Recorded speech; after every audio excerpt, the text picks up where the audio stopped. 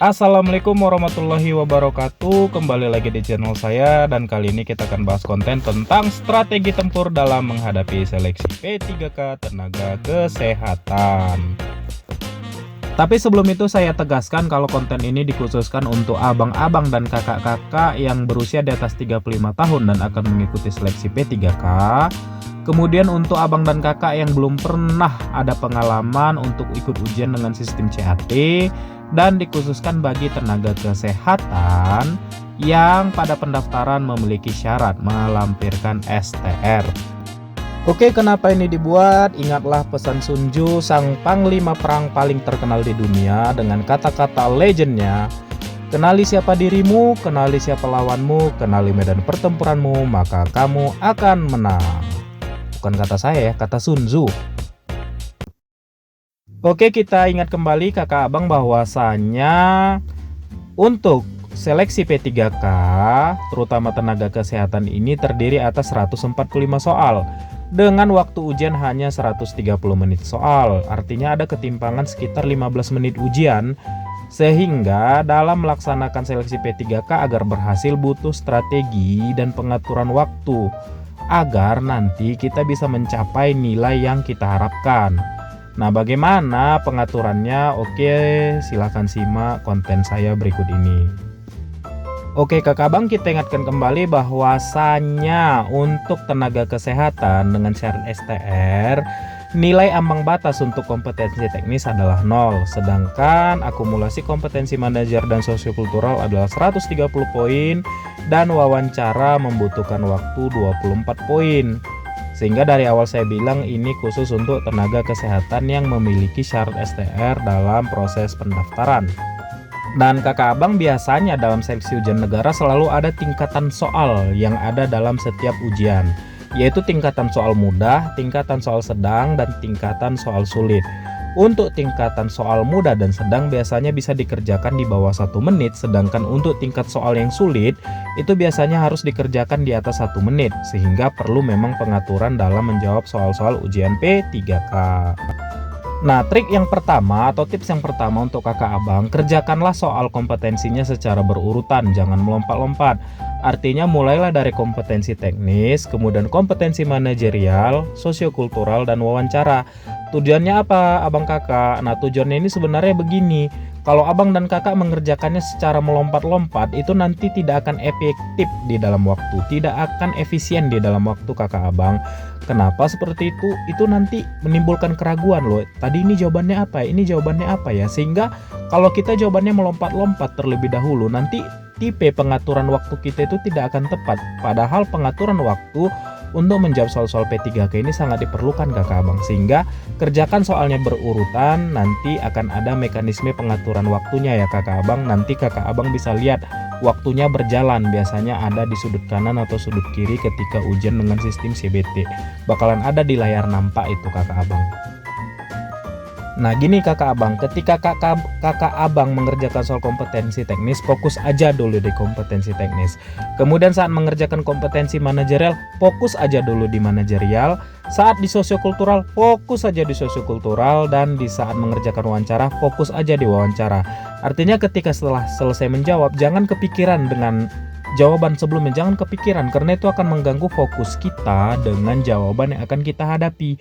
Jadi jangan pikirannya jangan tercampur antara soal sebelumnya dan soal yang akan dihadapi kakak abang. Ini nanti untuk keefektifan menjawab dan untuk lebih memilih jawaban yang benar kakak abang.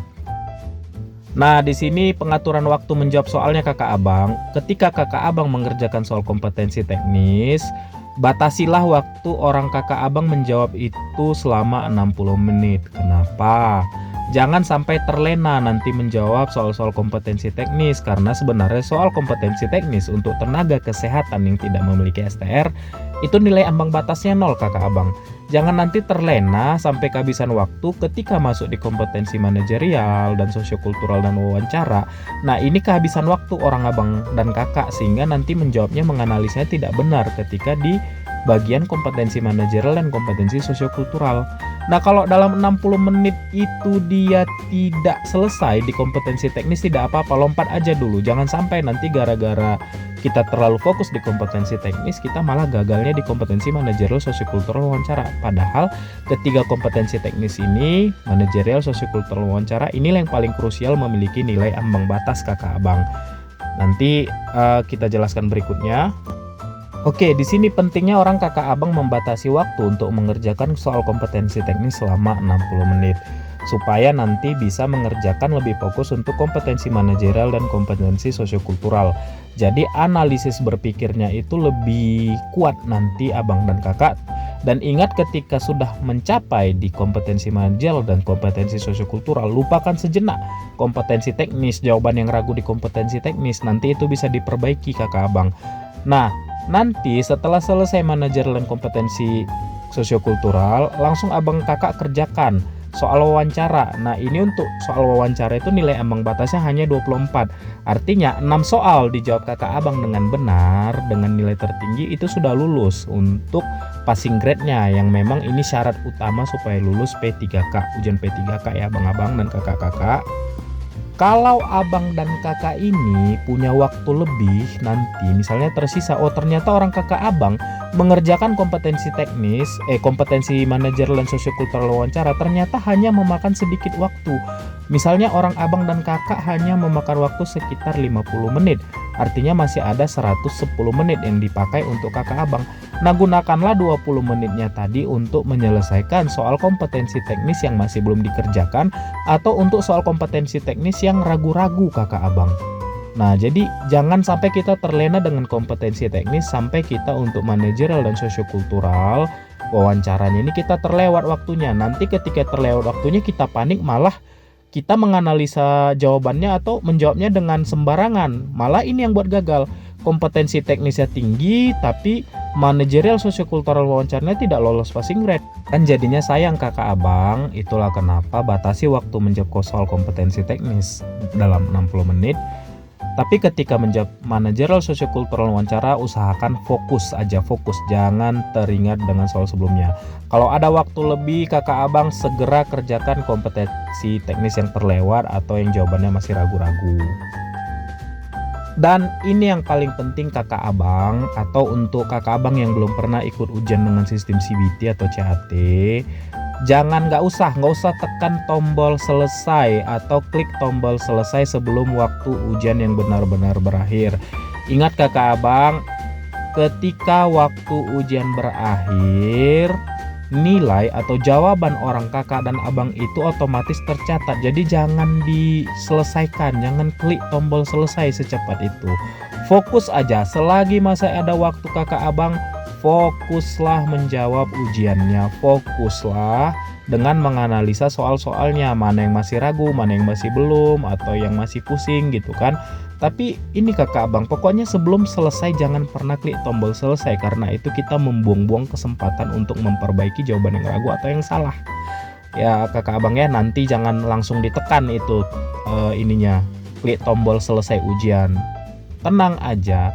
Kalau jawabannya itu tidak ditekan selesai, simpan dan selesai, itu nanti waktu berakhir otomatis jawaban kakak abang pun biasanya akan tersimpan. Jadi tak perlu diklik itu, tunggu aja sampai waktunya berakhir.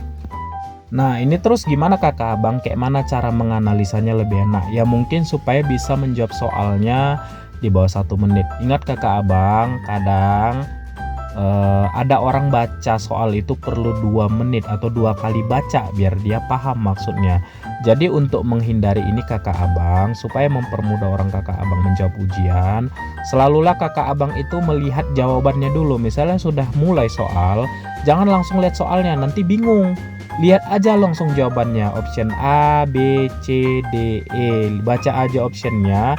Nah nanti dari situ abang kakak bakalan tahu ini arah soal kemana. Nah ini kemana tujuannya, misalnya untuk teknis dia minta terapi, nah nanti tinggal baca kembali orang abang dan kakak ke info yang ada di soal. Jadi ini bisa lebih menghemat waktu kakak abang. Jangan baca soalnya duluan, tapi bacalah jawabannya terlebih dahulu. Supaya apa? Supaya kakak abang ini bisa mengarahkan, ini soal minta apa sih sebetulnya. dia ngarahkan kemana gitu. Nah, tapi kalau orang abang dan kakak baca soalnya duluan, itu untuk maksudnya itu baru ketahuan nanti setelah baca jawaban kadang.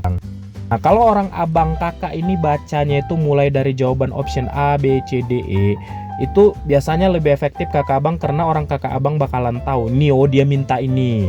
Oh dia ternyata soalnya mengarahkan ke sini. Nah, itu lebih efektif ketimbang orang abang kakak baca soalnya dulu. Ya kakak abang ya. Dan selalu kakak abang sebenarnya untuk ujian-ujian dengan multiple choice, carilah dasar berpikirnya itu, carilah jawabannya yang redaksinya paling baik selalu. Nah dari situ kita bisa menganalisa jawaban lainnya, begitu loh kakak abang. Selalulah bergerak dari redaksi yang paling baik, kemudian analisa jawaban lainnya setelah mengumpulkan info dari sebuah soal. Nah untuk kompetensi manajerial dan sosiokultural serta wawancara kakak abang, kalau kakak abang biar efektif menjawabnya, mulailah dari menganalisa jawaban dengan redaksinya yang paling baik kelihatannya, dari kata-kata yang paling baik kelihatannya. Nanti setelah itu, nah ini triknya sebenarnya. Nah jadi untuk kompetensi manajer dan sosiokultural ini abang-abang baca dulu jawabannya. Lihat di situ jawaban mana yang redaksinya paling baik. Nah nanti dari jawaban redaksi yang paling baik ini, orang abang dan kakak analisa aja mana yang jawabannya lebih sesuai dengan info yang telah disampaikan di soal. Dan baca soal itu tidak perlu langsung penuh-penuh ya abang kakak, langsung ke inti-inti soalnya aja. Info-info utama gitu, info-info utama di soal tuh apa aja. Nah nanti pikirannya akan terarah, oh ini jawabannya ini jawabannya ini jawabannya ini, begitu kakak abang ya. Nah ini untuk mempermudah orang kakak abang untuk ujiannya gitu. Terus dek waktu ujian ini baca soalnya udah ngeblank kali, udah nggak masuk kali ke otak, udah susah kali memahaminya. Nah kalau dalam kondisi seperti itu kakak abang, jangan pernah menebak jawaban, sama sekali menebak buta. Seperti bermain ular tangga, main dadu, jangan pernah lakukan. Jangan pernah lakukan hanya menebak jawaban ya kakak abang ya. Jadi kakak abang jangan takut walaupun mungkin kakak abang ini baca teorinya kurang atau bagaimana begitu. Ingat kakak abang dikasih sebuah berkah dari Tuhan yang namanya intuisi. Intuisi ini datangnya dari mana? Dari pengalaman, dari kehidupan sehari-hari, atau dari bagaimana? Nah, intuisi ini sama manusia kakak abang. Nah, contoh, jangan pernah disepelekan itu. Daripada kakak abang ini menjawab soalnya karena udah mumet dan sakit kepala kali menjawab soalnya dengan menebak, lebih bagus menggunakan intuisi menebak berdasarkan pengalaman, kemana lebih kuat instingnya jawabannya daripada hanya sekedar menebak-nebak begitu. Kalau sudah blank kali ya.